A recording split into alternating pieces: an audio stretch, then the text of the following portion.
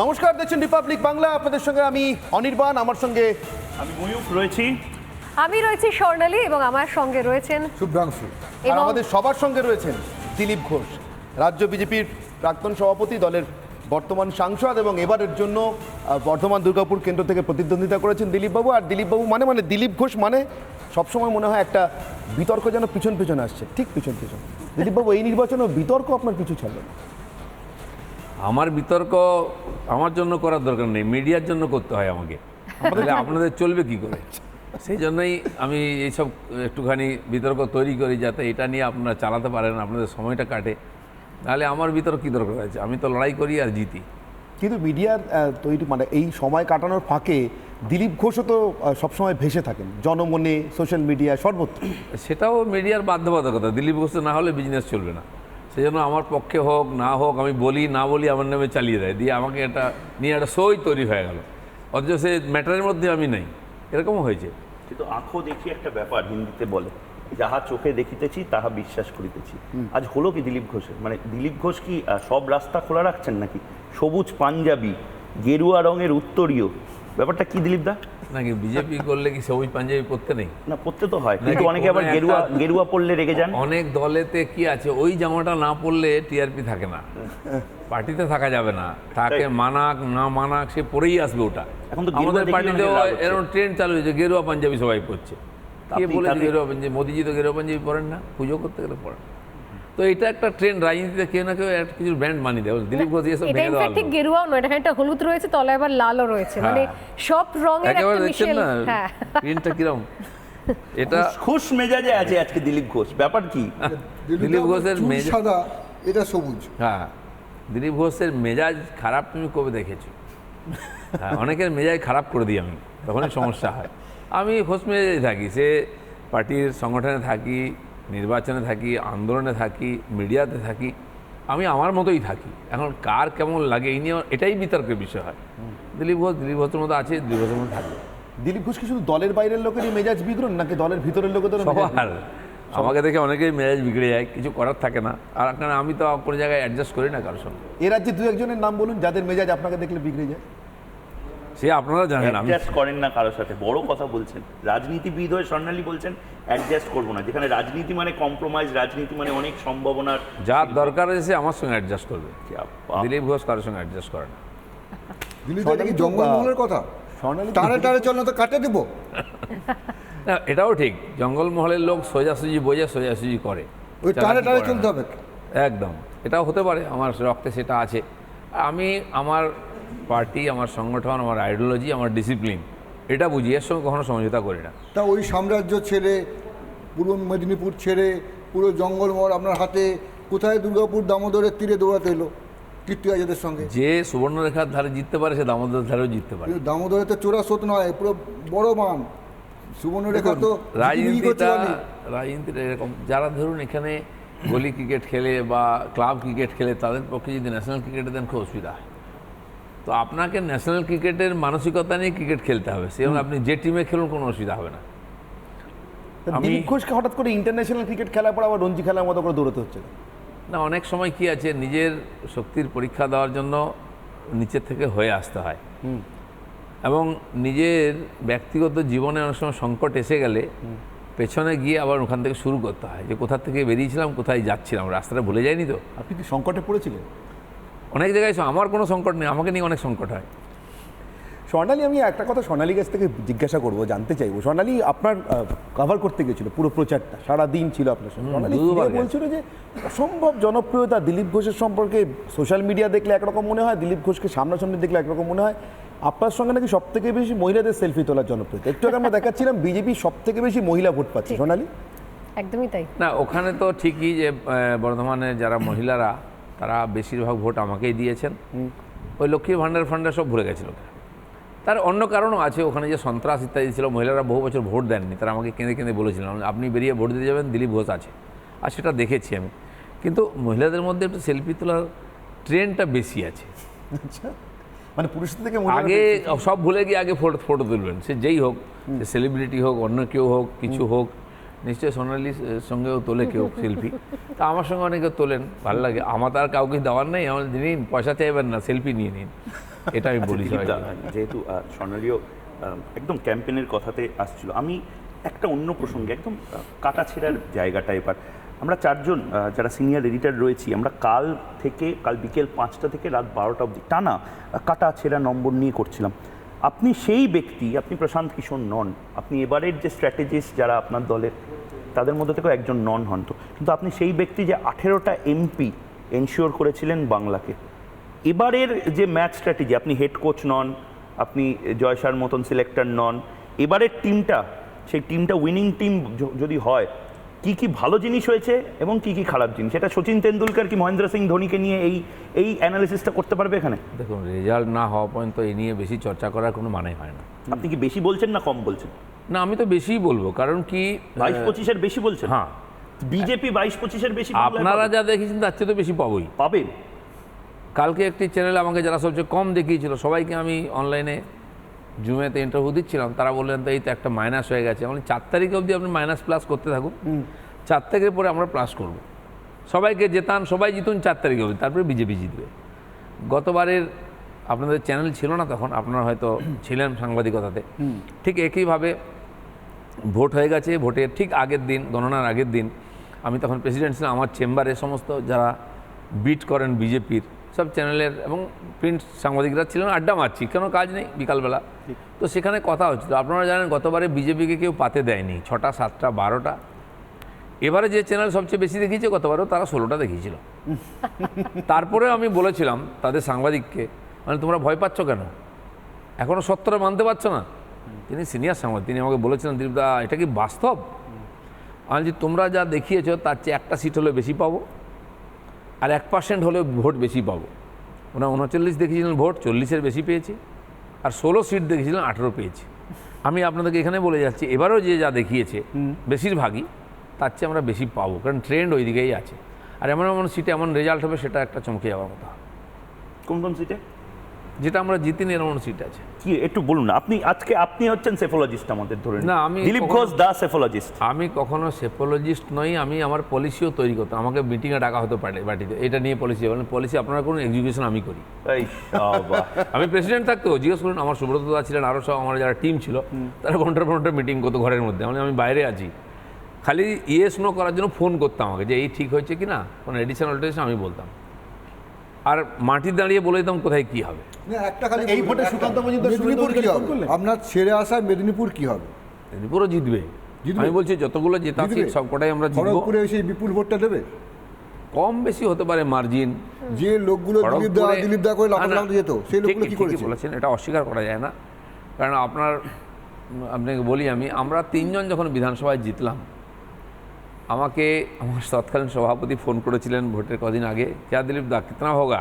আমি সবে 6 মাস এসেছি রাজনীতি, মানে 1 বছরে 6 মাস প্রেসিডেন্ট হইনি, 4-5 মাস। আমি ডিসেম্বরে প্রেসিডেন্ট হলাম, আর মার্চে রেজাল্ট ঘোষণা হয়ে গেলো, মেতে রেজাল্ট হলো। তা আমার যা তজুর্বা ছিল, আমি যে 8-10টা সিট জিততে পারি। তো চিত্র 3টে, কিন্তু 7টা সেকেন্ড পজিশনে ছিলাম, 10টা হয়ে গেল। তো তখন আমার যা ছিল, পরে একই রকমভাবে এবারেও প্রাইম মিনিস্টার আমাকে জিজ্ঞেস করেছেন ক্যা হোগা, আমি ওনাকে একটা সংখ্যা বলেছি, দেখে নেবো সেটা। এই ধরনের সেফোলজিস্ট আমি ছিলাম না, আর কোনোদিন আমি ওই ধরনের কাগজে পত্রে রাজনীতি করিনি, কারণ রাজনীতিটা হচ্ছে মাটিতে প্র্যাকটিক্যাল। আর যারা এই ধরনের রাজনীতি করেছে ভারতবর্ষে, তারাই সফল হয়েছে। বুঝলাম। তো শুভেন্দু অধিকারী, সুকান্ত মজুমদার কি আপনার কাছে টিপস চাইলেন এবার, বা একটা ফোন করে জানতে চাইলেন দিলীপ দা এভাবে না, এগোচ্ছে, না, সব ঠিক আছে কি? আমার সঙ্গে আমাকে নাম ঘোষণা হয়েছে যেদিন রাত্রে, পরের দিন আমি বর্ধমানে পৌঁছে গেছি। 1.5 মাস চোখ কান বন্ধ করে লড়াই করেছি, অন্যদিকে তাকাইনি, জিজ্ঞেস করিনি টাকা দেবে কিনা, কত দেবে, কি হবে, লড়েছি আমি। আর আপনাদের আমি বলি, 1 মাস আমি প্রচার করেছি, কোনো রাজনীতিক প্রচার করিনি, মেদিনীপুরে তো আপনি আলু বুনেছিলেন, আলু মাটি খুঁড়ে এসেছিলেন। রাজনীতিক প্রচার করিনি, ভোট দাও কাউকে বলিনি, 1 মাস 1 পয়সা খরচা করিনি। সারা ভারতবর্ষে কেউ নির্বাচন করতে পারবে না, যারা গেছে দেখেছে। যখন আমি নমিনেশন করলাম 24 তারিখ, আর গেছিলাম 25 তারিখ ওখানে। গো ব্যাক স্লোগানও তো দেওয়া হয়েছে আপনাকে। কিন্তু সে তো দিতেই হবে, দিলীপ ঘোষের পাবলিসিটি তো ওরাই দিয়েছে, আমি কেন পয়সা খরচা করবো? নেগেটিভ পাবলিসিটি তো। তাই হয়, পার্টির লোক গো ব্যাকগুলো নেগেটিভ হয়। আমার বিরোধীরা যদি গো ব্যাক না বলে, তো দিলীপ ঘোষ নেই তা কিসের? আমি যাবো, ঝগড়া হবে না তো আমি যাবো কি জন্য? নিউজ হবে না। আপনাকে সত্যি আজকে বলে দিই, যেদিন গন্ডগোল হলো ভোটের দিন, 1টা অবধি 22টা গাড়ি আমার সঙ্গে মিডিয়ার ঘুরছে, আর এখান থেকে আপনাদের টিমও গেছে, হ্যাঁ হ্যাঁ, কিছু ঘুরে ঘুরে ক্লান্ত। দিলীপ দা তো কিছুই হলো না, বলে হবে রে ভাই, দেরি করছো কেন? ঠিক জায়গায় পৌঁছেই নি এখনো। কারণ করবোটা কি, রাস্তায় একটা লোক নেই, ঝগড়া করারও লোক নেই। একটা বাজারে চা খেতে গেলাম, বন্ধের দিন যেমন হয়, দোকানদার আছে আর দোকান খোলা আছে, একটা লোক নেই, সাত গেছি আর, কিন্তু আমি বসলাম, 150 লোক এসে গেল কোথা থেকে, চা খেলাম, আড্ডা মারলাম, হাত দেখিয়ে যাচ্ছে, দাদা দিয়ে দিচ্ছি কিন্তু, সবাই দেখিয়ে যাচ্ছে। আর তারপরে ওই ঘটনা হলো, ঘটনাটা সামান্য, আমি যদি দরজা বন্ধ করে চলে আসতাম, কতদিন পেছনে হাতি চলে বাজার তো কুত্তা ভুকে হাজার রোজ হয়, আমি ঝগড়া করিনি, আজ তো ঝগড়া করতেই হবে, নাহলে খবর হবে কী করে। আমার পেছনে 22টা গাড়ি আছে, তারা তো সকাল থেকে ক্লান্ত হয়ে গেল, কিছুই পাচ্ছে না। তা আমি বেরোলাম, তখন চেঁচাচ্ছিল, তা আমি যা করার করলাম। এই মিডিয়ার ডার্লিং হতে গিয়ে কি দিলীপ ঘোষ দলের কাছে কিছু হারিয়েছেন?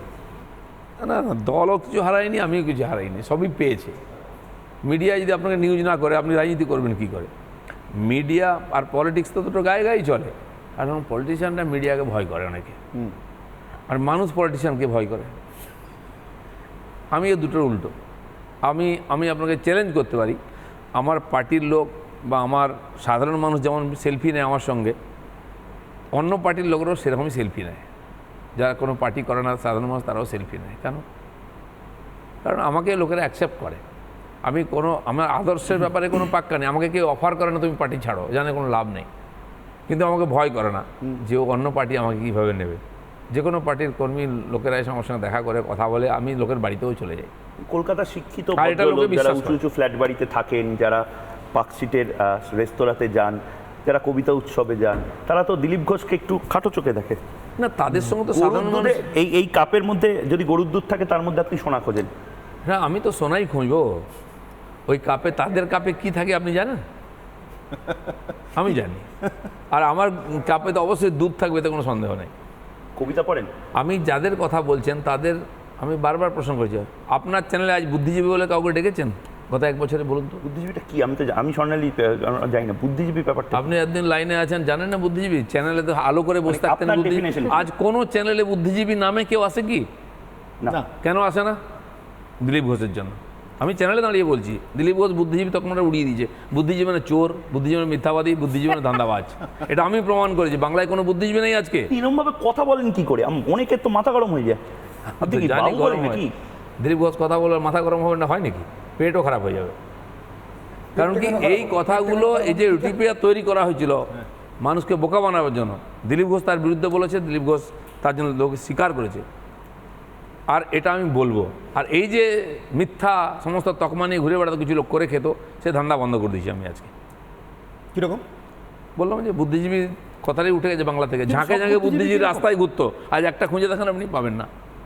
আর কেউ ডাকেও না বুদ্ধিজীবী বলে, তাকে গালাগালি দেবে। তাহলে আচ্ছা দিলীপ দা, একটা কথা আমার হট করে মনে পড়লো, আমি সবুজ পাঞ্জাবি পরেছি, পুরো রংচঙের ব্যাপার, চুলে কলপ করেননি কেন? আরে সিনিয়রিটিও তো লাগে না। মানে আপনি তো এমনি সিনিয়র, আবার চুলে কলপ করে আরও লাগবে। শুনুন, একজন গরু কিনতে গেছিল বাজারে, তো অনেক গরুর দাম করছে, দরদাম করতে করতে একটা গাই আর কি জিজ্ঞেস করেছে এই গরুটার দাম কত, রোগা পাতলা মতো, তো দাম বেশি বলেছে। জেনারেল গরু, যে গরু দুধ দেবে 10 কিলো 12 কিলো, তার যা দাম হতো 30,000, ওর বলছে 35,000। তো বলছে কত দুধ দেবে? বলে না, দুধ দেবে না, এটা কোনো বাচ্চাই হয়নি কোনোদিন। বলে তারপরে বলে ক্যারেক্টার একটা দাম আছে তো, আপনি দুধ দুইয়েছেন সিনিয়রিটির কখনো? একটা দাম তো আছেই। আপনি দুধ দুইয়েছেন? দুয়েছি, শখের দুয়েছি, কারণ বাড়িতে গরু মোষ চিরদিন ছিল। আমি তো ছোটোবেলা থেকে বাড়ির বাইরে, আমার বাড়িতে গরুর বাচ্চা হলে মার একটা চিঠি আসবে, এই গরুর বাচ্চা হয়েছে, মোষের বাচ্চা হলে চলে আয়। তো মোষ যখন দুধ দেবে, প্রথম সেই দুধের দই হবে, দুধটা কেটে যাবে গরম করলে, তারপরে প্রথম ছানা হবে ছানা হবে 3-4 দিন, তারপরে 5-7 দিন সেটা দই হবে, তারপরে সে দুধটা খাওয়া হবে, ঘি ইত্যাদি হবে। তা আমাকে যেতে হতো বাড়িতে দুধ দই খাওয়ার জন্য, এটাই মায়ের ইচ্ছা, আর কিছু না। দিলীপবাবু, আপনি যে বলছেন আপনি তখন একজন এক্সিকিউটার, মানে আপনাকে প্ল্যান ট্যান করে সব দিয়ে দেওয়া হয়, আপনি রূপায়ণ করে থাকেন। নরেন্দ্র মোদীর এই গত 10 বছরটা শুধু এক্সিকিউটারদের নিয়ে। আমি একটা ছোট্ট উদাহরণ দিচ্ছি। ধরুন মনমোহন সিং এত বড় অর্থনীতিবিদ, আরবিআইয়ের গভর্নর ছিলেন, দেশের হাজার হাজার টন সোনা বন্ধক পড়ল। সেটা মোদী নিয়ে আসছেন আবার কষ্ট করে, এবং যাকে দিয়ে নিয়ে আসছেন, যিনি আরবিআইয়ের গভর্নর, তার সঙ্গে অর্থনীতির দূর দূরান্তে কোনো সম্পর্ক নেই। সেটা নিয়ে অনেক কথা হয়েছিল, এই বুদ্ধিজীবীরা অনেক কিছু বলেছিলেন। শক্তিকান্ত দাস অর্থনীতি বোঝে না, আরবিআইয়ের চেয়ারম্যান হয়েছে, তিনি দেশের সোনা ইংল্যান্ড থেকে ফেরত আনছেন। দিলীপ ঘোষের মনে হয় না নরেন্দ্র মোদীর 10 বছর, আমারও 10 বছর সাংসদ হিসেবে আমিও কেন্দ্রে যাই, কিছু রূপায়ণ করে দেখাই, মন্ত্রী হতে ইচ্ছা করে না? অর্থনীতি বোঝে না সবাই বলেছিল। আজকে আমাদের অর্থনীতি বিশ্বের মধ্যে সবচেয়ে গতিময় অর্থনীতি। সেই 2 ট্রিলিয়ন থেকে আজকে 4 ট্রিলিয়ন হয়ে গেল আমাদের অর্থনীতি, কিন্তু মোদিজি অর্থনীতি বোঝেন না, ওনার লোকেরা বোঝে না, এটা তো রাম মন্দির বোঝে। এটা দেখি কেউ কোনো একটা কাজ করার জন্য জন্মেছে, কে বললো? নিজেরা একটা তকমা লাগিলে আমি স্পেশালিস্ট, এক্সিকিউটিভ সেই করে দিলীপ ঘোষের খাওয়ার মন্ত্রী জন্য। হতে ইচ্ছে করে না? এক্সিকিউটিভ দিলীপ ঘোষের মন্ত্রী হতে ইচ্ছে করে না? মন্ত্রী হওয়ার ইচ্ছা নেই, নেতা হওয়ার ইচ্ছা নেই। আমি সাধারণ মানুষ ছিলাম, এখনও সাধারণ মানুষ আছে, সেই জন্য লোকে আমাকে স্বীকার করে। যারা মন্ত্রী হওয়ার জন্য জন্মেছে অনেকেই হতে পারে না, সারা জীবন ওই অপেক্ষায় কাটিয়ে দেয়। নেতা হতে গিয়ে বিবেকানন্দ বলেছেন না, নেতা হতে যেও না, অনেক জাহাজ ডুবেছে নেতা হতে। তো এগুলো তো জেনারেল, কিন্তু মানুষের মধ্যে একটা আকাঙ্ক্ষা থাকে, তো ইচ্ছা, সে কোনো কিছু শোনেন, তার জন্য যা করার করতে গিয়ে এই যে গণ্ডগোলগুলো হয় রাজনীতি, তার পেছনে একটা বড় কারণ ওটাই।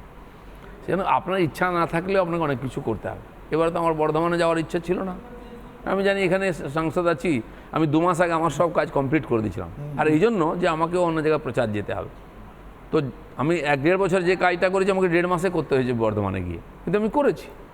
আমি যদি ওখানেও করতে পারি, আমি এখানেও করতে পারি। রাজনীতি যে বিজনেসটা ভালো বোঝে, সে কাপড়ের বিজনেস করতে পারে, নাহলে লোহার বিজনেস করবে, নাহলে চালের বিজনেস করবে। বিজনেসে কিছু তো থাকে বিষয়, সেই সময় সেটা আগে তাহলে জানতে আপনি হবে। সেই সময় যারা বিজনেসম্যান আমাদের এখানে বিশেষ স্বর্ণালী করে কথা জিজ্ঞেস করছি। মারওয়াড়িরা না, না, দেখবেন সুব্রত হঠাৎ বলো। দেখছি দোকান পাল্টে গেছে, বলো, বলো, বিজনেস বলো। চলছে। না, যে মন্ত্রগুপ্তির কথা বলছিলাম, যেটা স্বর্ণালীর একে কথা বলছে, মন্ত্রগুপ্তিটা কি? সেটা তো সব বলা যাবে না, তাহলে আপনারা সব ছেড়ে রাজনীতিতে চলে আসবেন।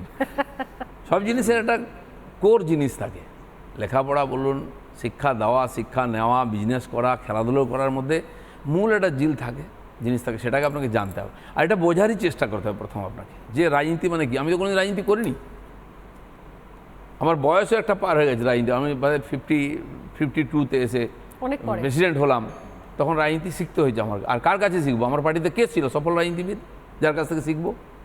তপনদা তখন অস্তাচলে চলে গেছেন, যে সফল বলা যায়। তা আমাকে তো কেউ শেখায়নি, বরঞ্চ বিরোধিতা হয়েছে। এ তো কিছুই বোঝে না, একই রাজনীতি করছে, পার্টির মধ্যে 5 বছর চলেতে এই পরের মাসে দিলীপ ঘোষ পাল্টে যাবে, যেগুলো হয়। আমি কিন্তু পেছনেই তাকাইনি কখনো, এখনও তাকাই না কে কী বললো, সামনেই তাকাই। আর সামনে তাকিয়েছি বলে সামনে এগিয়েছি, লোকে অ্যাকসেপ্ট করেছে। এগুলোকে আপনাকে বাদ দিয়ে এগোতে হবে, কখনো কারো কথার উত্তর দিই না আমি, এগোতেই হবে। এ বাধা আসবেই। আমাকে নিয়ে অনেক চর্চা, এই তো আপনাকে সরিয়ে দেওয়া হলো। আর যদি আমাকে সরিয়ে দেওয়া হয় ওখান থেকে, রাজনীতি এটা নতুন নাকি? কাউকে সরিয়ে দেওয়া, কাউকে সাইড করা, এটাকে আপনাকে কেউ ফাঁকা রাস্তা ছেড়ে দেবে নাকি? মমতা ব্যানার্জির সঙ্গে হয়নি, নরেন্দ্র মোদীর সঙ্গে হয়নি, মানে সফল লোকেদের কথা আমি বলছি, বাকি তো রোজই হয়। তো দিলীপ ঘোষ কোন ক্ষেতকি মূলি, তার সঙ্গে হবে না? না, অনেককে সরিয়ে দেওয়ার পরও আপনি যাদের নাম বলছেন তারা আবার ফিরে এসছে এবং নিজের জায়গার আশ ধরে নিয়েছে। তাহলে কি ধরতে পারি যে দিলীপ ঘোষও আবার রাজ্যের মেন স্ট্রিম যে বিরোধী আবার নয়, রাজনৈতিক দিলীপ দল? ঘোষ নেম স্ট্রিমেই আছে, দিলীপ ঘোষেরটাই মেন স্ট্রিম। আচ্ছা, দিলীপ ঘোষেরটাই মেন স্ট্রিম, তো বাকি সবাই হচ্ছে এদিক ওদিক শাখা প্রশাখা করে দৌড়চ্ছে।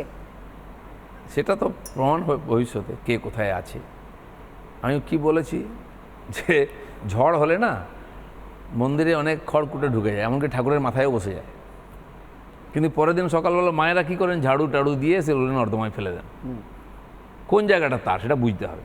ঝড়ে উঠে এসে মাথায় পড়ে গেলে শিব ঠাকুরের সেটাই জায়গা নয়, সেটা সময় পরীক্ষা হবে কার কোনটা জায়গা। আর মানে তার তার মানে জন্য আমরা প্রস্তুত থাকতে হবে। ভবিষ্যতে আবারও দিলীপ ঘোষকে রাজ্যে একটা গুরুত্বপূর্ণ দায়িত্বের জায়গায় দেখতে। রাজ্যে দেখতে পারেন, কেন্দ্রে দেখতে পারেন। আচ্ছা, কেন্দ্রের কেন্দ্র নেতৃত্ব করে এলাম 2 বছর, আমাকে দায়িত্ব দিয়েছে পার্টি সর্বভারতীয় সহসভাপতি, আমি আমার দায়িত্ব পালন করেছি। সেটা কি ফ্লপ না হিট? সেটা পার্টির লোক বলবে। না, আপনি তো নিজে বলতে পারেন, মানে প্রত্যেকের একটা আমাকে CV যেটুকু থাকে। দায়িত্ব দিয়েছে আমি স্বর্ণালী সেটা আমার সবার বায়োডাটা আছে যে আমরা কি কি কাজ করেছি কেন্দ্রে আপনার কাজগুলো, পলিটিশিয়ানদেরও বায়োডাটা থাকে, এটা বলবেন না নিশ্চয়ই কিন্তু? নিশ্চয়ই। আমি এমপি ছিলাম, কী করেছি তার বায়োডাটা আমি সবাইকে দিয়ে দিয়েছি, আমার কাজের খতিয়ান দিয়ে দিয়েছি। এখন সর্বভারতীয় সহসভাপতির কিছু বিশেষ দায়িত্ব, প্রশিক্ষণের দায়িত্ব দিয়েছিল। আমি 6টা রাজ্যে গিয়ে সেখানে প্রশিক্ষণ করিয়েছি। আর যেখানে গেছি সেখানকার কর্মীরা বলবে ঠিক আছে কে নিয়ে আছে, বা যারা আমাকে দিয়েছেন তারা বলবেন। আপনি স্বর্ণালীকে একটা মারাত্মক কথা বললেন, ভয়ঙ্কর কথা। কিছু খড়কুটো শিবের মাথায় উঠে গেছে, সেই খড়কুটো সরিয়ে দেওয়া যাবে, হাওয়াতে উড়ে যাবে। এটা কিন্তু পলিটিক্যাল কথাও বটে। সেই জন্য সেই খড়কুটোগুলো কারা, কে? সব জায়গায় এটা হয়, খালি পলিটিক্সের নয়। না, না, না, অনেক জায়গায় অনেক লোক বসে পড়ে, তার মানে ওটাই ওর জায়গা নয়। কে কে কে কে কে কে কে কে? শুধু পলিটিক্সে নয়, সিগনিফিকেন্ট। এনিওয়ে, আমি বলছিলাম যে 2019-এর কথা আপনি বলছিলেন, গতবারের নির্বাচনের কথা। আপনার 2019-এও আপনার সঙ্গে ঘটনাচক্রে আমার একটা ইন্টারভিউ হয়েছিল রেজাল্ট বেরোনোর আগে এবং পরেও। সেই সময় থেকে শুরু করে তারপর অনেক পরিবর্তন হয়েছে, এই জায়গা থেকে ওই জায়গা আপনি গেছেন, দায়িত্বের পরিবর্তন হয়েছে, কিন্তু এখনো পর্যন্ত দিলীপ ঘোষের যে বডি ল্যাঙ্গুয়েজ বা কথা ধরন সেটার মধ্যে কোথাও কিছু পরিবর্তন আসেনি। আপনি বলছিলেন যে বুদ্ধিজীবীদের আমি ব্যাগ প্যাক করে বাড়ি পাঠিয়ে দিয়েছি, তো কিন্তু এটা তো ঘটনা। এর সঙ্গে সঙ্গে এই বদনামগুলো আপনাকে শুনতে হয়েছে যে মহিলা বুদ্ধিজীবী যারা আপনাকে প্রশ্ন করছে আপনি তাদের লেফট রাইট সেন্টার অ্যাটাক করে দেন, এবং বুদ্ধিজীবীরা আপনি থাকলে আজকাল জেনে নেয় কি আচ্ছা দিলীপ ঘোষ আছেন তাহলে আমরা যাব না, আর কারণ কি বলতে কি বলে দেবেন তার থেকে না যাওয়া ভালো। এইগুলো কি মানে ইমেজ ভালো করেছে না কারণ খারাপ তো ভয় করেছে? করে আমাকে লোকে না, যারা 2 নম্বরই করে চালাকি করে তাদেরকে আমি কিন্তু মুখোশ খুলে দিই, আর সামনাসামনি করে পাবলিকলি। অনেকে বলছে এরকম বলা ঠিক হয়নি ভেতরে, মানে ভেতরে কেন ও বাইরে বলতে পারে, আমি বলতে পারি না। যেমন কথা মহিলা মুখ্যমন্ত্রী, আরে মুখ্যমন্ত্রী মহিলা পুরুষ কি, সে তো মুখ্যমন্ত্রী হবে আগে, তাকে তো লোক মুখ্যমন্ত্রী হলে ভোট দিয়ে, মহিলা বলে তো ভোট দেয়নি। পুরুষ প্রধানমন্ত্রী, তো প্রধানমন্ত্রী সে সংবিধানের শপথ নিয়েছে, সে রীতি মেনে কাজ করছে, সে যদি ভুল করে তাকে সমালোচিত হতো তখন মহিলা হয়ে যাবেন উনি, আর মুখ্যমন্ত্রী থাকবেন না। এই চালাকিগুলোর বিরোধিতা আমি করি, যেটা কেউ করে না, ভয় পায় ইমেজ খারাপ হয়ে যাবে। অবশ্য আমার কোনো ইমেজ নাই, সেই জন্য খারাপ হওয়ার ভয় নেই, সেই জন্য আমি বলার সাহস পাই। যারা নিজে নিজে ইমেজ বানিয়ে নিয়ে এর মধ্যে ঢুকে যান চাদরের মধ্যে, তারা জীবনে বেরোতে পারেননি। ইমেজই নেই, সে ভাবছে আমাকে সবাই জানে, কেউ জানে না ওকে, তাকে কেউ মানে না। আমি তো বলি তোমার বউ তোমাকে মানে না। আর বুদ্ধিজীবীদের ক্ষেত্রে দিলীপদা, বুদ্ধিজীবীদের ফেক তকমা, সেটা আমি প্রমাণ করে দিচ্ছি। কেন ফেক তকমা কেন বলছেন? অনেকে তো রয়েছে, অনেকে থিয়েটার করেছে, অ্যাক্টিং থিয়েটার করেছে। করলে বুদ্ধিজীবী হওয়া যায়, ড্যান্স করলে বুদ্ধিজীবী হওয়া যায়। চাকরের অভিনয় করেছে, জল নিয়ে এসছে, তার খেলার মাঠে যে জল নিয়ে এসে তো ভালো খেলোয়াড় হওয়া উচিত। এই ভুল ধারণাগুলো সমাজকে তৈরি করা হয়েছে, আমি এর বিরোধিতা করেছি। নাটক লিখেছেন যারা, তারা বুদ্ধিজীবী আপনাকে প্রশ্ন করলে নাটক লেখাটা বড় কথা না, অনেকে নাটক লিখেছে, লেখাপড়া করে লিখেছে, কিন্তু নতুন আইডিয়া কিছু দিয়েছে কিসের বুদ্ধিজীবী? বুদ্ধি নিয়ে সারা জীবন করলে, খাটলে না, ফকটে খাচ্ছ তুমি, নতুন কি দিলে সমাজকে? কবিতা লিখেছেন কেউ একজন, সে আপনার, তো তাদেরকে বুদ্ধিজীবী বলবেন না? আমি তো জানি না বুদ্ধিজীবী মানে কাকে বলে, আমারও সংজ্ঞা জানা নাই। বুদ্ধিজীবী তৈরি করা যায়, বুদ্ধিজীবী হওয়া যায় না। কিভাবে তৈরি আর করেন এত মিসইউজ হয়ে যায় এই শব্দটা, এটা আজকে গালাগালি পর্যায়ে চলে গেছে। বুদ্ধিজীবী বলে ভাই আজ বলিস, বুদ্ধিজীবী বলিস না। আচ্ছা দিদি, একটা অন্য কথা জিজ্ঞেস করি। আপনি বলছেন এই যে ন্যারেটিভের কথা, ন্যারেটিভ তৈরি করা হয়েছে। আপনি যেখানকার মানুষ, যে অঞ্চলের মানুষ, আদতে নয়াগ্রাম, গোপীবল্লভপুর, দেবরা, একসময় মানে ভয়ঙ্কর বামপন্থী আন্দোলন, মানে সাধারণ বামপন্থা নয়, সশস্ত্র বামপন্থার জন্য কুখ্যাত ছিল। সন্তোষ রানা আপনার এলাকারই লোক প্রায়। সেই জায়গাটা, হ্যাঁ, সেই জায়গাটাকে আপনি সভাপতি হিসেবে তো বটেই, বিজেপির একজন কার্যকর্তা হিসেবে, বিজেপির একজন কর্মী হিসেবে যেরকম আমূল বদলে দিলেন, তারপর থেকে বদলে গেল তো বদলেই গেল। এটা কিভাবে সম্ভব? এই ন্যারেটিভটা চেঞ্জ করালেন কি করে? না দেখুন, আমি যখন বিজেপিতে আসি প্রথমে, আর শেষ করতাম, তো রাজনীতির সঙ্গে এত সম্পৃক্ত ছিলাম, খোঁজ রাখতাম সব। তো আমার কি মনে হলো প্রথম, যে ভাই দেশ ভাগের বলি 50% বাঙালি, এখানকার পপুলেশন অর্ধেক মানুষ ওপার বাংলা থেকে এসছেন, তো তারা কেন বিজেপিকে সাপোর্ট করে না? শ্যামাপ্রসাদ জনসংঘ প্রতিষ্ঠা করেছেন, তিনি রিফিউজিদের জন্য এত কাজ করেছেন, ওরা ভুলে গেল সব, দেশভাগ ভুলে গেল, মা মলেনদের উপর অত্যাচার, ধর্মভ্রষ্ট হয়েছে, ভুলে গেল? ভুলেনি, কিন্তু যাবেটা কোথায়, কার কাছে যাবে? আমার এটা মনে হতো, কিন্তু যখন আমি কাজ শুরু করলাম দেখলাম, যেমন রিফিউজিদের মধ্যেও পরিবর্তন এলো, আপনি যেটা বললেন, জঙ্গলমহল থেকে আরম্ভ করে আজকে যেখানে আমি দাঁড়িয়েছি, বর্ধমান তো গড় ছিল ওদের। হ্যাঁ, ভীষণভাবে। কই মাছ কোথায় খাইয়েছে, হাত কোথায় কেটেছে, রক্ত মাখা ভাত কে খেয়ে কোথায় খাইয়েছে, তার চেয়ে জঘন্য কী হতে পারে? ঠিক। কিন্তু আজ পাল্টে গেছে। তো বহু পুরনো কমিউনিস্ট, 60-70 বছর বয়স, আমাকে হাত ধরে এসে বলেছেন আপনার পার্টিকে ভালোবাসি না, কিন্তু আপনাকে ভোট দেবো। মানে সিপিএমের লোকেরাও অনেকে বলে গেছে, গ্রামে যখন গেছি আমি, সিনিয়ররা সব বলেছেন আপনাকে ভোট দেবো। কিন্তু আমার মনে হয় পূর্ণ বিশ্বাস তারা দিয়েছে। কিন্তু যখন আমি কাজ করলাম, লড়াই শুরু করলাম, তখন আমার সমালোচনাও শুরু হয়ে গেল, জয় শ্রীরাম কেন, রাম চলবে না এখানে। আমি চালিয়ে দেখাবো, চলবে না মানে রাম এখানে চলবে না, সারা দুনিয়ায় চলবে। আজ প্রমাণ হয়েছে, আজকে সেই লোকগুলো বিজেপিকে ভোট দিচ্ছে, একবার নয় বারবার। তার মানে আছে, সেটা আপনাকে খুঁজে বার করতে হবে। আর কে কিভাবে চায় আপনাকে, তাকে সেভাবে দিতে। বাচ্চা ছেলেকে আপনি যেভাবে বোঝাবেন, বয়স্ক শিক্ষিতকে তো একরকম বোঝাতে পারেন না। তো আমার সিপিএমরা যারা বলতো গ্রাম দিয়ে শহর ঘেরাও করব, শহরের লোক সবচেয়ে শেষে পরিবর্তন হয়, কারণ সব সুবিধা এখানে আছে। তারা চায় না সুবিধাটা চলে যাক। পরিবর্তন মানে কার থাকবে না থাকবে ঠিক নেই, অতএব পরিবর্তন চলবে না। পরিবর্তন গ্রামের লোকেরা, যার হারাবার কিছু নেই, তারা এগিয়ে আসবে, মানে শহরে যুবকরা এগিয়ে আসবে। শহরে একটা সেটিং হয়ে গেছে, মানুষ জানে যাচ্ছে এখান থেকে এই অ্যাডভান্টেজগুলো আপনি পাওয়া বলুন না, যায়। সিপিএম তো কলকাতা আশপাশ জিততেই পারলো না কোনোদিন। একবার মেয়র হয়েছিল খালি বিকাশবাবুকে ধরে, আমি বিকাশবাবুর সামনে বললাম, পার্লামেন্টে দেখা হলো, আপনার নামে জিতেছিল, নাহলে সিপিএম জিততো না কলকাতা। কংগ্রেসই এখন টিএমসি, কিন্তু এত কিছু আপনি বলেন, এতগুলো স্ট্র্যাটেজি আপনি মনে করেন, কিন্তু তারপরেও তো আপনারই দলে আপনাকে বিভিন্ন সময় বিভিন্ন কথা, বাইরের কথা ছেড়ে দিচ্ছি, আপনাকে তো আমি নাম বলছি না, উনিও যথেষ্ট প্রাজ্ঞ রাজনীতিবিদ, প্রাক্তন রাজ্যপাল ফিটার মিস্ত্রি বলেছিল। শোনো রেগে যাচ্ছেন না তো? ছেড়ে দিন। আরে দিলীপ ঘোষ রাগলে তো অনেক কিছু হয়ে যেত, রাগায় লোককে, আচ্ছা, লোকে আমার নামে বলে, আমি কারো নামে বলি না, যদি বলি তো চামড়া ছাড়িয়ে দিই, আমরাও দ্বিতীয়বার কোনোদিন বলবে না আমাকে সে। দিলীপ ঘোষ কোনো দায় নেই কারোকে সার্টিফিকেট দেওয়ার, ভালো মন্দ বল, কী দরকার আছে আমার? প্রশ্ন হচ্ছে যে বাইরের লোকরা যেমন আমাকে ভয় করে, পার্টির লোকও তো ভয় করে কিছু। কেন করবে, মানে কি ফ্যাক্টর আছে? আর সেটাই তো আপনি খুঁজে বার করতে, এটা আপনার দায়িত্ব, কেন ভয় করে। তাহলে এটা বলুন, এই যে স্বার্থহানিকে সবাই ভয় করে। আমি বললাম যথাস্থিতি থাক, করে খাচ্ছি, ভালো আছি, ভালো আমি কাউকে থাকতে দেবো না, আমি নিজে ভালো থাকতে চাই না, কাউকে ভালো থাকতে দেবো না, সে যেই হোক, পার্টির ভিতরে হোক বাইরে হোক। আর আপনি জানেন ভালো করে। আরে মানে ঠাড়ে ঠাড়ে অনেক কথা বলছেন, কিন্তু একটা কথা স্পষ্ট বলুন তো, মেদিনীপুর আপনাকে ছাড়তে হলো কেন? কে পিছন থেকে ওই কাঠি কেন ছেড়েছি সেটা আমার দেখার কাজ নয়। কাঠি কেউ দিয়েছিল? আমি যেখানে রাজনীতি হবে আর কাঠি হবে না, এটা কিছু লোক রাজনীতি করেন কাঠি হাতে নিয়ে সবসময় থাকেন, সুব্রত মুখার্জি বলতেন। তো কাঠি ছাড়া রাজনীতি হয় নাকি? আর সে কাঠি মানে ভাঙতে পারলেন না, বাকি সব কিছু নিয়ে আপনাকে এগোতে হবে। সে কাঠিটা আমি ভাঙতে কখনো পারলেন না? কারো সমালোচনা করিনি, কোনো পিছনে তাকাইনি। আমাকে যেদিন ঘোষণা করলো পরের দিন বর্ধমানে গেছি, আর আমাকে যতদিন ভোট চলছিল সবাই বলছে দিলীপদা মনে হচ্ছে খালি একটা উপনির্বাচন হচ্ছে পশ্চিমবাংলায়, কোথাও নির্বাচনই হচ্ছে না, কারণ মিডিয়া দেখুন, সোশ্যাল মিডিয়া দেখুন, বর্ধমানই আছে। তো সেইভাবে আমি ভোট লড়েছি প্রথম থেকে শেষ দিন অবধি। আমাকে পার্টি বলেছে, আমি ওখানেই উত্তর দেবো গিয়ে সব কিছুর। আমি কারো সমালোচনা করব না, যুক্তিতর্ক করব না, আমি ভালো কি মন্দ, আমার সঙ্গে সুবিচার অবিচার হলো হবেই আমার সঙ্গে অবিচার, নাহলে রাজনীতি কিসের? বাড়িতে বসে থাকুন। দিলীপ ঘোষ কি বঙ্গ বিজেপির সুভাষ চক্রবর্তী? কোনোদিন গ্রামার মানবেন না? আপনি আপনার সঙ্গে, আপনি যার সঙ্গে তুলনা করতে পারেন। আমি যেটা করি খোলাখুলি বলি, খোলাখুলি করি, আর লোকে এটা পছন্দ করে, নাহলে দিলীপ ঘোষ এখানে আসতো না আজকে। না, আজ কি দিলীপ ঘোষ বা সিনহা বা সরকার, চ্যাটার্জি সবাই একসাথে হাতে হাত ধরে লড়াইটা করে, আমরা যেভাবে চ্যানেলের জন্য টানা লাইভ করছি, ঠিক সেরকমভাবে আপনারা সবাই মিলে একসাথে হাতে হাত ধরে কি 26-এর জন্য লড়াইটা করবেন? দেখে নিন লড়াই হয় কিনা। বললাম, এই একই লড়াইও না। হয়েছে, লড়াই চলছে তো, নাহলে পার্টি এগোচ্ছে কী করে? আজ 25টা সিট জিতবো এমনি বলে দিচ্ছি। যদি লড়াই না হতো, যদি ইনফাইটিং হতো টিএমসির মতো, এত সহজে ছেড়ে দেবেন? আরে মমতা ব্যানার্জিকে একদিন তো ছাড়তেই হবে, নাহলে দুনিয়া ছাড়িয়ে দেবো নাকি? উনি ধরে রাখার কে? কত হনু চলে গেল অভিষেক ব্যানার্জি ইতিহাসে, সাবালক হতে দিন না। হ্যাঁ, সাবালক? হ্যাঁ, এখন নাবালক বলছে? রাজনীতিতে সাবালক হতে অনেক সময় লাগে।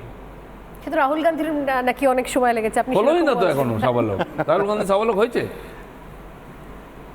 আচ্ছা দিলীপবাবু একটা কথা বলুন, এই যে আপনারা বাবা মা আর বেটা মিলে একটা ভুসিমালের দোকান চালায়, বাড়িতে ভুসিমাল দোকান হয় না, মা বলছে বেটা একটু বসে আমি রান্নাটা করে আসি, আবার রান্না করে চিঠি মা পাবেন এলো, কোথায়? ছেলে বলছে মা আমি স্নান করে আসি, তুমি একটু দোকানটা দেখো। এই তো কংগ্রেস পার্টি। না না, এগুলো যে বলছেন মা বেটা মিলে ভুসিমালের দোকান চালায়, মানে এগুলো বলার আগে মনে হয় না একবার এই যে এক্ষুনি ময়ূক বলছিল যে এইগুলো বলার পর তো আবার একটা চিঠি আসবে, মানে আপনি তো কখনো মানে মাঝে মধ্যে কিছু বলেন তারপর চিঠি চলে চিঠিটা আসে। আসাটাও একটা পাবলিসিটি রাজনীতিতে। সবার আসে না। আপনাকে সাসপেন্ড করা হবে, আপনাকে ব্লক করা হবে, বাকিদের করেনি, সেটাই নিউজ। আপনি কি অবাধ্য আর ছাত্র ছিলেন দিলীপ ছোটবেলায়? ঘোষ যেটা বলেছে, চিঠির ভয় থাকলে রাজনীতি করবো কেন? কেসের মানে ভয় একই জিনিস থাকলে বারবার নেতা হতে করবে। যাবো কেন? যারা জীবনে কেস খেলো না তারা জীবনে নেতাই হতে পারলো না, চামচাই থেকে গেল। কিন্তু আপনার অত্যাচারে দলের একজন প্রথম সারির সাংসদ, একজন কেন্দ্রীয় মন্ত্রী, তিনি নাকি আপনার অত্যাচারে দল বদলে তৃণমূল কংগ্রেসে বেস্ট 11-এ খেলার জন্য চলে গিয়েছিলেন। না না, আমি অত্যাচার করলে তো থাকতেই পারতো না, আমি সহ্য করেছি। সহ্য করেছেন? আজকে ওখানে বাবুল দেখুন, সুপ্রিয়কে? আজকে ওখানে কোথায় আছেন বলুন? নাকি বেস্ট 11-এ খেলতেন, এখন তো নার্সারিতেও চান্স পান না। কার দম কতটা বোঝা গেছে। এখানে অনেক ফুটানি মারা যায়, কাঁধে করে রেখেছিলাম আমরা, এখন পায়ের দলানো হচ্ছে। আমার বন্ধু, আর বন্ধু থাকবে। আপনার বন্ধু বাবুল আমি সুপ্রিয়? দেখা হলে তার কুশল জিজ্ঞেস করি এবং করব। আমি দিলীপ ঘোষ বন্ধুত্ব করে মারবে, জেনে রাখুন এটা। ওকে দুজনে গান গান পুরনো সেই দিনের কথা। না, আমি বললাম তোমার গানের রেকর্ড দাও, দিল আমাকে, গাড়িতে বসে শুনতাম ওই গানটা যখন দিয়েছিল? বন্ধুত্ব ছিল। পুরনো সেই দিনের এখন কথা। অনেকে চলে আসেন ভুল করে রাজনীতিতে, ওটা ওর জায়গা নয়। কিন্তু আমি একটা জিনিস বুঝছি না, আপনি বাবুল কি সুপ্রিয় অবাধ্য জায়গা না ছাত্র রাজনীতি? ছিলেন? রাজনীতির ওর জায়গাই নয়, ঢুকে পড়েছে। অনেকেরই তো জায়গা নয়, তারা রাজনীতি করে। সারা যেমন ধাক্কাধাক্কি করলেন, আপনি বলুন। আপনি কি রাজনীতিবিদ ছিলেন? অনেকে আপনি তো সংগঠক ছিলেন। অনেকে বিয়ে করে ফেলে, বুঝলেন তো, হ্যাঁ। সারা জীবনটা কেটে গেল কি করে 50 বছর, জানতেই পারলো না সংসার কি করলো যে।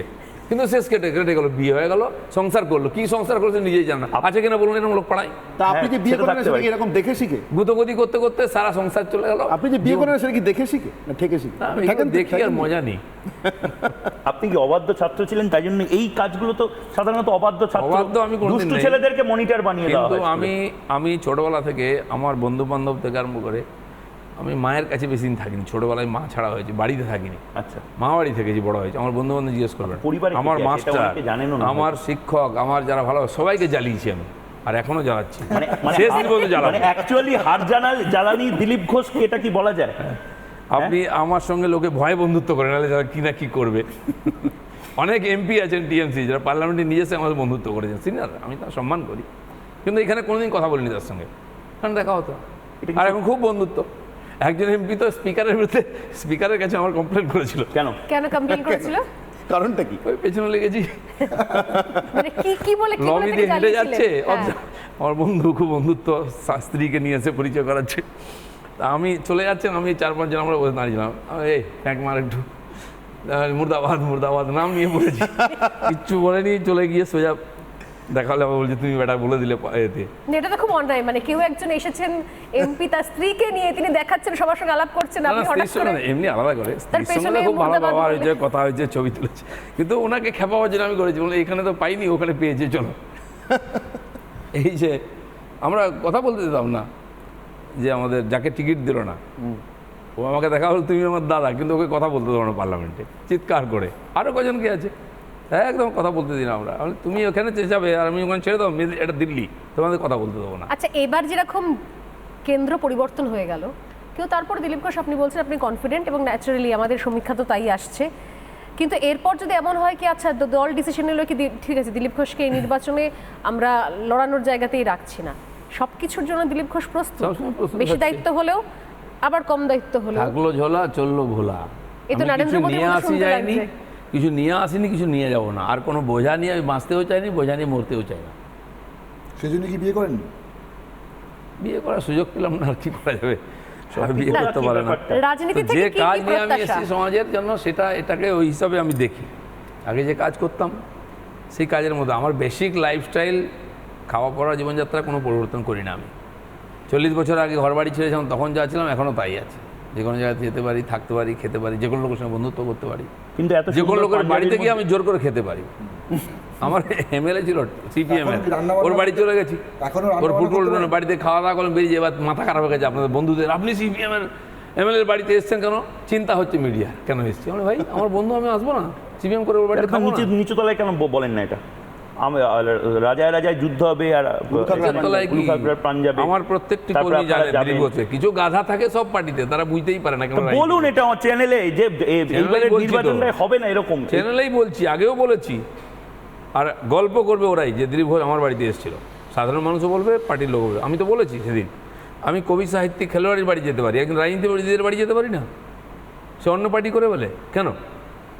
হ্যাঁ, ওর কষ্ট হতে পারে, দিলীপ ঘোষের কোনো কষ্ট হয় না। কিন্তু এখানে একটা পবিত্র কাজ মনে করা হয় বিরোধী আমি দলের আপনার যারা গল্প আছে বলি, তাদের ত্রিপুরায় প্রচার করতে গেছি, যেদিন শেষ প্রচার ফিরেছি এয়ারপোর্টে দেখা, টিএমসির দুজন এমএলএ আর নেতা, তারা এই দিলীপ দা তুমি বসে আছো বলে এসে আমার সঙ্গে ফটো তুলতে আরম্ভ করলো। তো কম বয়সী নেতারা, তার ভোটেও দাঁড়িয়েছে, তার যে ফটো তুলে ঠিক করে, ভুল করেও কোথাও দেবে না, কিন্তু তোমার পার্টি তোমাকে পরের দিন তাড়িয়ে দেবে, বলে পাগল হয়েছ এসব দিই আপনাকে আমার তো সবাই জানে ছবি তোলা আমার চিঠি সঙ্গে। আসবে না তো, চুপ মুখ বন্ধ করা। চিঠিটা ওটা আমার পাবলিসিটির জন্য দেওয়া হয়, আর যারা ভুল করে চিঠিটা ফাঁস করে দেয় তারা গাধা, কিছু বোঝেই না যে দিলীপ ঘোষের পাবলিসিটি হলো এতে। আচ্ছা দিলীপবাবু, এই যে বলা হচ্ছে এই এতগুলো সিট লোকসভাতে পাওয়ার পরে পরের 2 বছর সরকারটা থাকবে কি থাকবে না, যদি থাকেও সরকারটা 26-এ, আমরা 19-এর পরে 21-এ অনেক আশা আপনারা করেছিলেন, মেলেনি, আমরা 24-এর পরে 26-এ কি সেই একই রকম না মেলাটা ভাবতে পারি না? সরকার মেলা থাকবে কিনা এটা বিজেপির দায়িত্ব নয়, এটা টিএমসির দায়িত্ব, যাকে লোকেরা ভোট দিয়ে জিতিয়েছে। তারা যে না চালাতে পারে, এটা সরকার চলছে, এটা সার্কাস চলছে, এর চালাচ্ছে, না চলাই ভালো। আর চলবে কি চলবে না, কতদিন চলবে, পুরোপুরি টিএমসির উপরে দায় আছে। আবার যদি যেরকম শোনা যাচ্ছে রেজাল্ট যদি হয়ে যায়, তা আবার সেই যেমন 19-এর পরে যোগদান মেলা করতে হয়েছিল, আমাদের আবার করতে হবে, আবার ভাগাদৌড়ি শুরু হয়ে যাবে, কোন পেছন দিয়ে কে সামনে দিয়ে কোথায় বিজেপির মধ্যে ঢুকে যাবে। আবার তো দরজা বেরোজল ঢুকবে। দরজা খুলবেন তাহলে বেনজল ঢোকার আপনি জন্য। আটকাতে পারেন না, হ্যাঁ জলটা ঢুকে যাওয়ার পর ওটাকে থিতিয়ে নিতে হবে যাতে ব্যবহার করা যায়। এই যে যে বন্যা আসছে, এই যে বৃষ্টি হচ্ছে, আপনি কি আটকাবেন? ঝড় আসছে, রাজনীতিতে ঝড় তো সবসময় আসে, আর সেই ঝড়টা আমরাই তুলি। তো ঝড়কে আপনি আটকাতে পারবেন যতই দলের- সাহস করুন। দলের ফিল্টারটা আবার ভালো বাড়ি আছে। উড়ে গেল সব। দলের ফিল্টারটা আমার ভালো আছে, ইথিয়ে দেবেন যে করতে হবে, নাহলে ভুগতে হবে, সেটা বলেছেন দল। নিতে হবে। বাস্তবকে আপনি অস্বীকার করতে পারেন না। দলকে সাবধান করে রেখেছেন ভালো ফিল্টার লাগাতে। এই তো পরিস্থিতি অনুযায়ী হয় না। দিলীপ দা, আপনি কাল কি ক্রিকেট হবে কে দেখেন, জানে। যেহেতু বাকিরাও এবার একদম অল্প সময়, আমি একদম ফাস্ট ওই যে স্লগ ওভারের মতন আপনি ক্রিকেট দেখেন, আপনি ক্রিকেট একটা খুব ভালো করে জানেন দেখি কথা, না, playing- ক্রিকেট খেলি। হ্যাঁ, কিন্তু আপনি খেলেন, কিন্তু আপনার কেন যেন মনে হচ্ছে প্লেইং টু দ্য গ্যালারির মতন।